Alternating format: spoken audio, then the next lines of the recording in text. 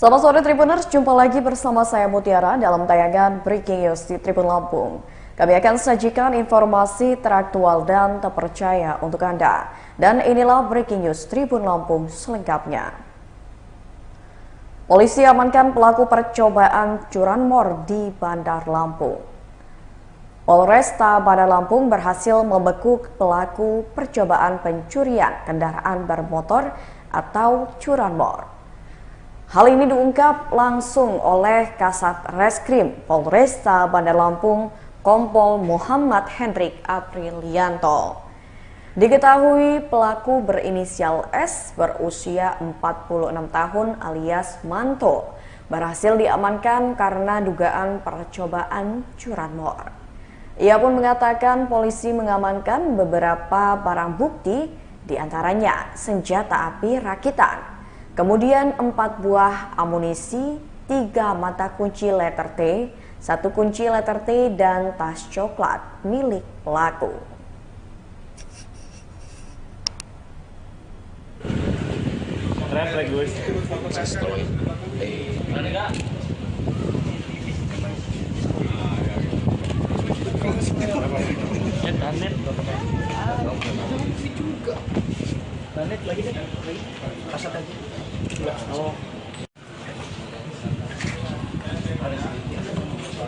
Asli. Oh, sebelah. Enggak, jadi dia ngisi pelurunya dari situ.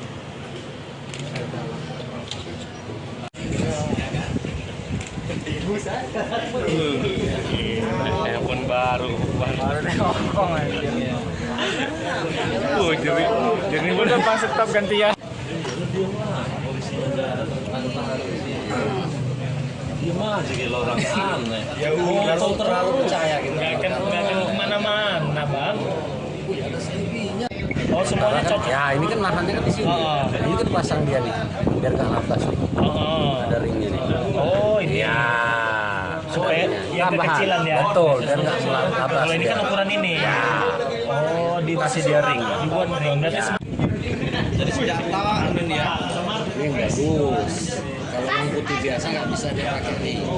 Tahan patah nih. Taiwan. Satu lagi. Mambit.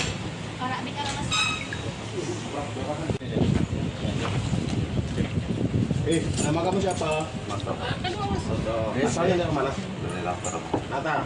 Sudah berapa kali ngelakuin curanmor? Hah?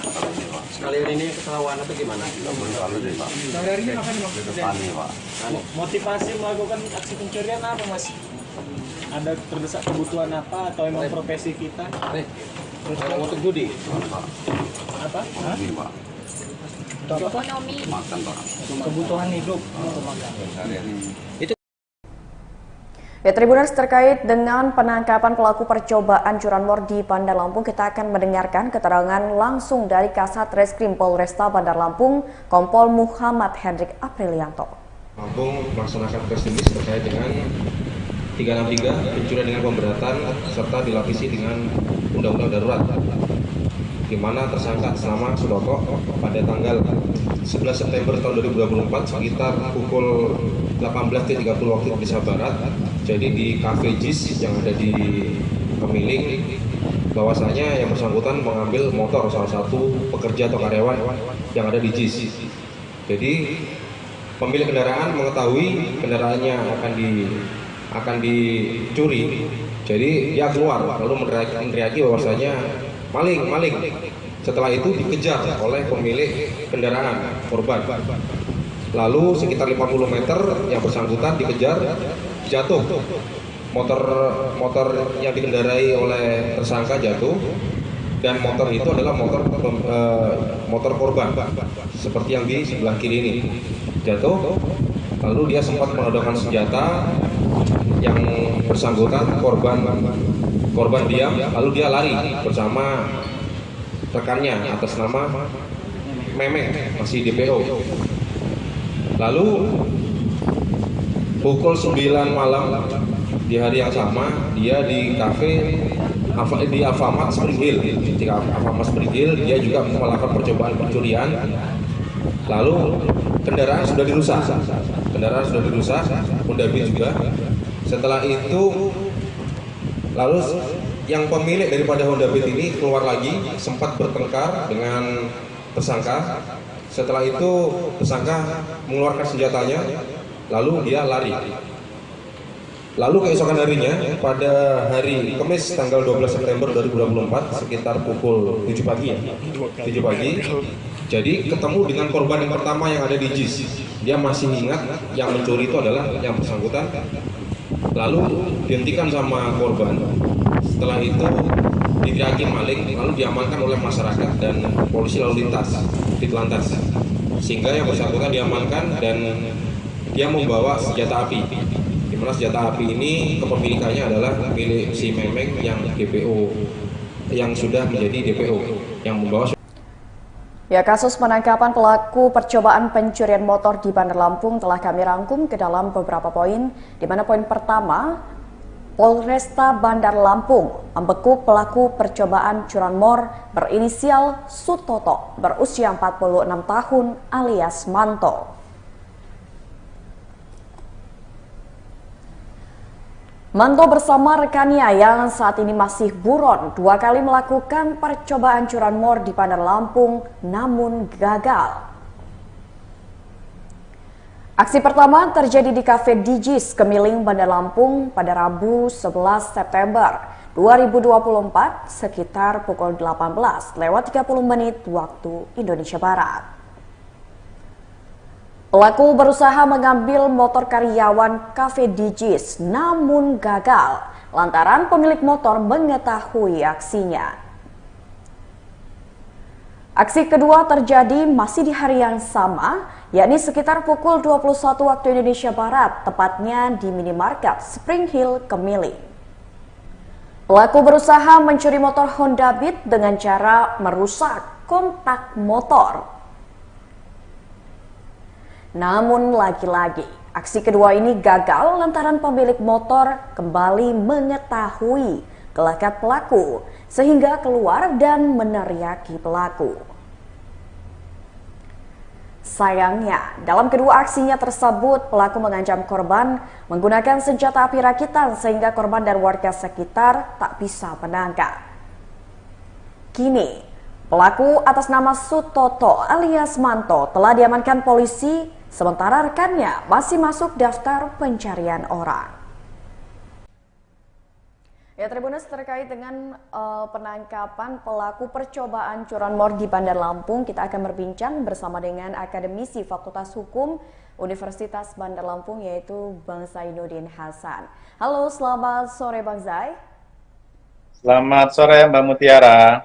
Ya, Bang Zai, sore ini kan ada pelaku percobaan pencurian sepeda motor yang berhasil ditangkap oleh pihak Polresta Bandar Lampung. Bang Zai, ini untuk awalan Mutiara ini ingin bertanya terkait dengan hukuman bagi pelaku kategori percobaan, Bang, untuk kejahatan pencurian kendaraan bermotor ini seperti apa?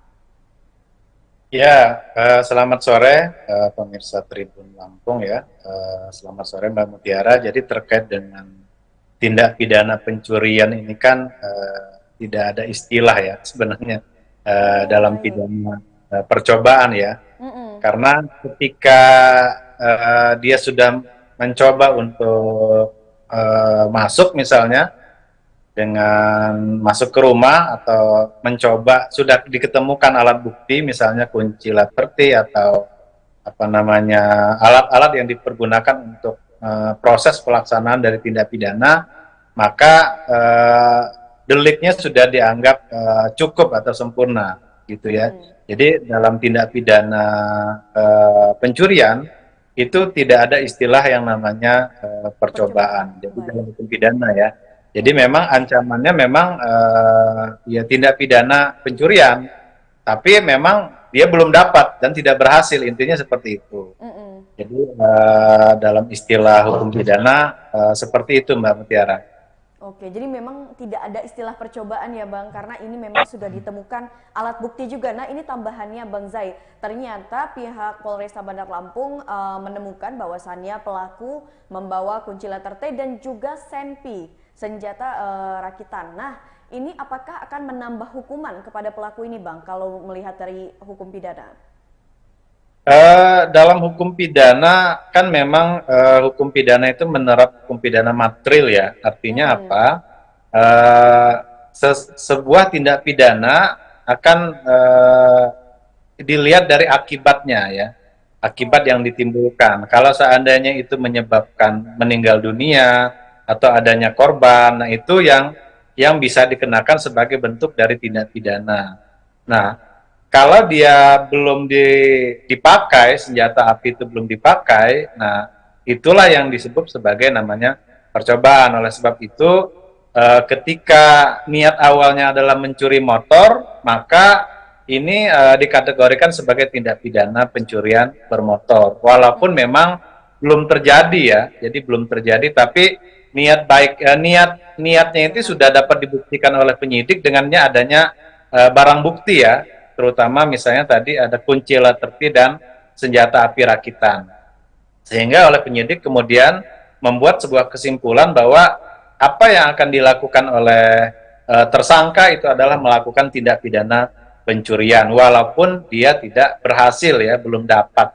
Tapi sudah dimasukkan dalam kategori tindak pidana pencurian. Artinya dia ingin mencuri tapi belum berhasil. Seperti itu. Oke. Tapi tindak pidananya adalah tindak pidana pencurian. Pencurian masuknya. Nah, untuk motif tersangka sendiri atau pelaku sendiri ini kan berdasarkan hasil wawancara ternyata katanya tersangka ini melakukan aksi pencurian kendaraan bermotor ini katanya untuk memenuhi kebutuhan sehari-hari. Kalau melihat dari motif tersangka ini, Bang, apakah ada kemungkinan nanti pada saat di proses peradilan ini tersangka ini akan mendapatkan keringanan hukuman, Bang? Kalau bicara masalah motif ya, jadi kan ada kriminologi kan sebab-sebab terjadinya kejahatan. Kalau memang sudah jadi pekerjaan itu justru itu jadi faktor pemberat ya. Jadi seorang nanti dia bisa mengulangi perbuatannya lagi, menjadi residivis. Artinya tidak ada pekerjaan lain gitu dari selain melakukan tindak pidana pencurian.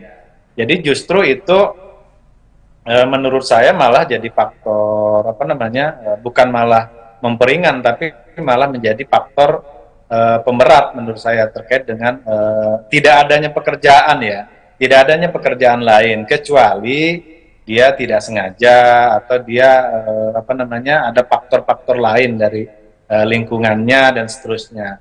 Kalau memang sudah pekerjaannya itu ya itu justru menjadi faktor ya, faktor penyebab hukumannya dia dibuat menjadi maksimal. Saya pikir seperti itu.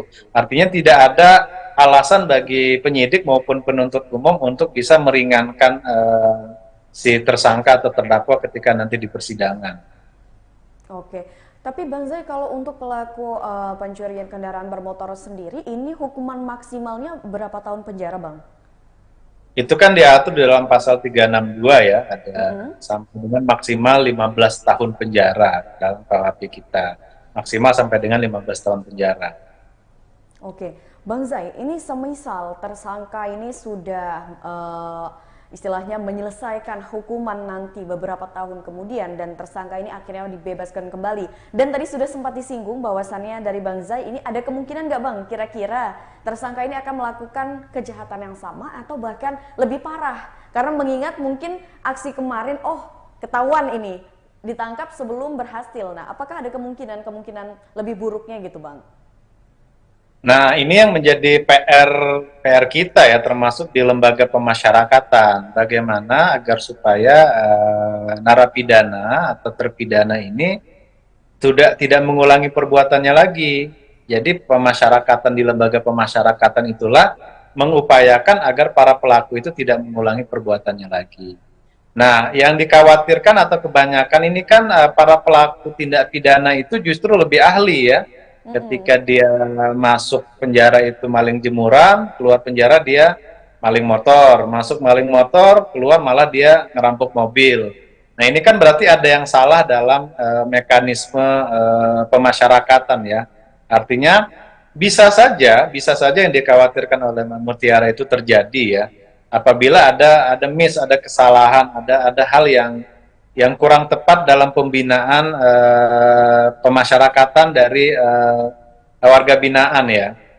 Tapi bisa juga ketika dalam pembinaan warga pemasyarakatan itu dilakukan dengan baik, dengan maksimal, kemudian dalam prosesnya itu bisa aja seorang narapidana atau napi ini bisa menjadi baik. Misalnya dibekali dengan yang tadinya dia tidak memiliki keahlian ya, dalam lembaga pemasyarakatan diberikan keahlian tertentu ya kan, dalam bekerja dia misalnya dia bisa menjahit, dia bisa ada keahlian-keahlian yang diajarkan dalam lembaga pemasyarakatan, sehingga ketika dia keluar dia bisa mengaplikasikan apa yang keahlian-keahlian tadi sehingga tidak mengulangi lagi perbuatannya lagi yang tadinya mencuri, keluar nggak ada penghasilan mencuri lagi. Jadi harapan kita dengan adanya pemasyarakatan ini agar supaya pelaku itu tidak mengulangi tindak pidana lagi dengan memberikan keahlian-keahlian tertentu sehingga pelaku tadi memiliki pekerjaan yang tetap dan layak. Oke, baik. Jadi memang ini nanti PR-nya adalah dari lembaga pemasyarakatan. Gimana pada saat para tersangka ini mendapatkan istilahnya hukuman di lembaga pemasyarakatan, keluar setelah memenuhi hukumannya ini bisa berubah menjadi lebih baik dan bisa mendapatkan pekerjaan tetap dan juga layak. Bang Zai, ini kan kita tahu untuk di Provinsi Lampung sendiri hampir setiap hari ada aja kasus pencurian kendaraan bermotor, bahkan ini udah dianggap sebagai suatu hal yang lumrah. Sebenarnya apa sih Bang yang mengakibatkan kejadian pencurian kendaraan bermotor ini terus saja terjadi gitu di Provinsi Lampung? Bahkan Provinsi Lampung ini dikenal sebagai tempatnya istilahnya pembegalan dan sebagainya gitu Bang. Sebenarnya faktornya banyak ya, bisa jadi faktor lingkungan, faktor ekonomi, ya, jadi ada lingkaran kausalitas sebenarnya dalam sebuah tindak pidana ini. Artinya apa? Ketika curanmor ini marak kan berarti kan ada pelaku, ada penadah, ada pembeli. Nah ini yang bentuknya menjadi lingkaran. Nah bagaimana supaya aparat penegak hukum itu menghentikan di hulu dan sampai ke hilirnya. Nah ketika ada yang mencuri, ada yang menadah, ada yang membeli, inilah yang membuat tindak pidana curanmor ini terus-menerus marak di Indonesia, khususnya di Provinsi Lampung. Nah tentu saja peran berbagai pihak ya, selain aparat penegak hukum, tentu saja juga ada peran-peran lain ya dari masyarakat. Kan memang saya ada cerita bahkan di daerah-daerah tertentu itu membutuhkan motor, di kebun-kebun tertentu membutuhkan motor, ya tentu saja yang beli kan tidak perlu surat ya, tidak perlu motor baru. Nah kadang-kadang itu dijadikan sebuah komplotan dan sindikat. Nah, di mana ngambilnya, di mana dapatnya, di mana ngejualnya. Nah, untuk memutus itu tentu saja peran banyak pihak ya. Dari sisi ekonomi bagaimana lapangan kerja dibuka, dari segi pendidikan bagaimana putus sekolah itu dihentikan, dari segi penegakan hukum bagaimana penegakan hukum seadil-adilnya, tidak tajam ke bawah tumpul ke atas, kemudian lapangan kerja bagaimana dibuka seluas-luasnya, kemudian bagaimana lingkungan itu dibuat kondisinya supaya aman untuk investasi. Artinya itu sangat banyak perannya ya, baik pemerintah, nggak hanya para penegak hukum saja. Oke, jadi memang ini dari berbagai sektor ataupun dari berbagai sisi perlu pembenahan seperti itu ya Bang Zai, supaya kejadian ini tidak menjadi suatu hal yang lumrah. Dan tadi kausalitas, lingkaran kausalitas yang disebutkan oleh Bang Zai ini tidak terus-menerus seperti itu ya Bang Zai.